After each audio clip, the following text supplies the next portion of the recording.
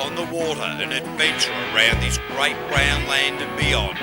We're going to have a look at vessels and watercraft, from manpower to wind power, and we'll even crank it up with horsepower. So strap on your life jacket and get set to get wet on the water.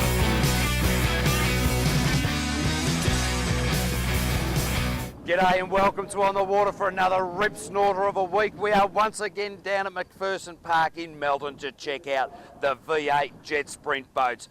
As always, there's going to be plenty of thrills and spills, so stick around because I get to drive one. And as the action hots up on the racecourse, the Group A category, the largest category in jet sprint boat racing, has had a change of format. They are now running a top 10 shootout, culled down to 2 competitors. This gives the advantage the competitors get more time on the track, more time to test, and more bang for their buck.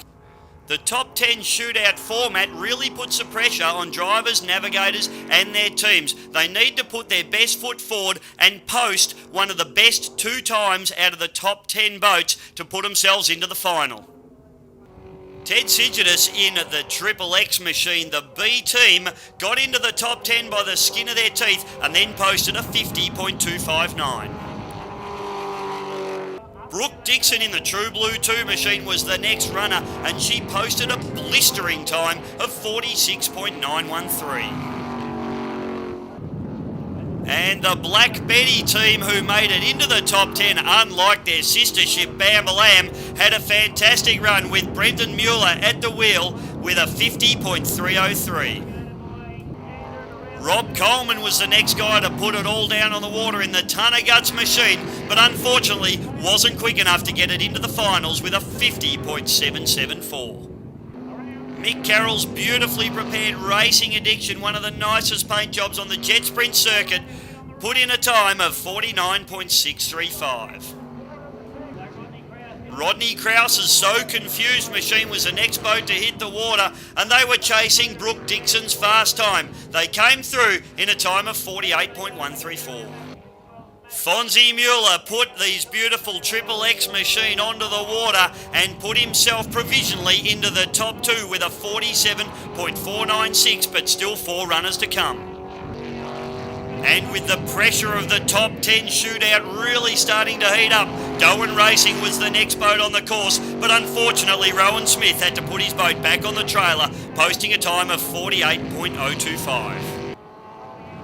Legend of the Group A category, Slade Stanley, put his hazardous boat on the course to try and set fast time, and in fact bumped Fonzie Mueller out of the top 2, putting the hazardous machine into the top 2 with a 47.302, but with Nathan Preddy still to run.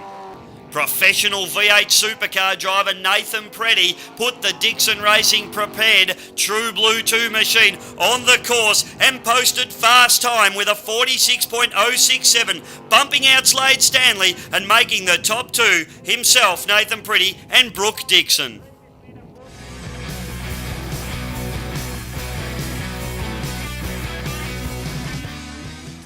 And the semi-finalists in the Superboat category were Jim Bailey, Paul Harvey, Dean Finch and Phil Dixon.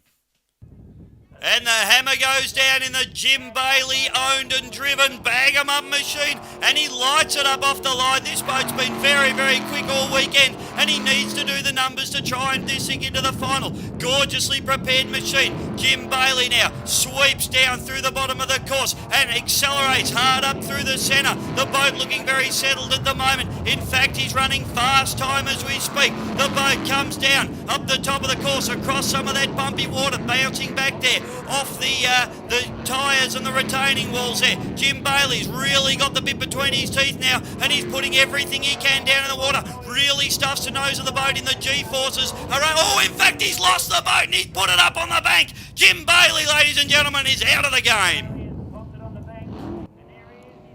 Now Paul Harvey has his crack in the bag-em-up machine. The crew has worked tirelessly on this boat to get it back from the spin out that Jim Bailey had in it. So now Paul Harvey's attempt in this machine, a fantastic effort by the crew to get the boat back on the water, and it looks very, very quick indeed as they carve through the centre of the course. Paul Harvey is a man that's been driving this boat beautifully all weekend and really pushing hard now. You can see the boat. Obviously, the work that's been done in the pits is paying off because it's handling beautifully at the moment as it comes through that sloppy water, down through the flip-flops. Now he slides the boat around. This boat is looking very, very strong indeed. The Jim Bailey-owned bag-em-up machine with Paul Harvey at the wheel now comes up the top of the course. Now he comes split through the centre of the wedge, down into the finish line, and he's pulled a 46.611. And Dean Finch now milling in the spin-out pool. He's up and away off the start line. And Dean Finch, he has had it all before him this weekend. The boat's been very, very quick in the heats as they charge down through the bottom of the course. Magnificently prepared Dayglow orange machine. You're not going to miss that one on a dark night, ladies and gentlemen, as the boat peels its way up around the top of the course. Dean Finch now with the bit between his teeth. Navigator working overtime there. And you can see the Navigator doing the business there with his hand, giving Dean the directions, heading backwards, forwards, left, right, and the boat sweeps through. The boat looks very smooth at the moment in the superboat category. These boats very, very quick indeed. 600 cubic inch mechanical fuel injection in this particular boat as he comes down and through to the bottom of the course and the finish line in a 45.427. Fabulous Phil Dixon, a doyen of the sport in his True Blue racing machine, gets off the line now and is going to push very, very hard indeed. This boat, again, another boat that's worked its way up into the finals by being very fast and very consistent all weekend. In fact, tipping in very hard there. The G-forces in this boat, unbelievable at the moment as the True Blue machine comes charging up through the top of the course. Now let's see how it handles the rough water. It does it beautifully, as expected from one of Phil's magnificently prepared boats. The True Blue machine now charges down through the bottom of the course. Phil really pushing hard now. He's got the claw to the floor. Oh, in fact, a bit of a hook. The boat pulls its nose up there. I don't know whether he will have lost too much time. The boat charges down to the finish line now and records 44.584. Stephen Lackas, the Scream Machine, one of the most beautifully prepared V8 Jet Sprint boats down here at Melton today. Didn't make the top 10. No, we've already knocked 6 seconds off a railed time, so we're picking up gradually, and I reckon steady as she goes, and we'll get there. Now, I'd ask you for a go, mate, but you actually allowed me in the driver's seat on Friday. It was sensational, and I really do thank you very much for that opportunity. Yeah, I thought it was a fantastic opportunity to see you crap your pants, and for myself to get a point of view from the Navy's side of it. And you had at one stage there where you wanted to really nail it, and I had to pull you back a few pegs because we didn't know what was going to happen. But you did well overall. I was really pleased with it. Well, yeah, I did notice your hand was flapping around a fair bit in the navigator's seat, sort of suggesting that I slow it down a little bit. And of course, as you mentioned, the overconfidence could have led to disaster. Certainly could have, and a hefty bill at the end. You didn't tell me I was going to get a bill at the end of it. No, I'd have it. I'd have to answer to my wife. Yeah, look, it was absolutely sensational, and as we're watching the footage run now, I certainly wasn't breaking any speed records in the first couple of laps. No, but that's the idea, you know, steady as she goes and progress from there, and as you went around each time you're improving, and that's the way I've done it from the start, so yeah, a lot of fun. Stephen Lackas, thank you very much for your time. We really appreciate it. Thank you very much for letting me have a crack, mate. That was one of the most awesome things I think I've ever done.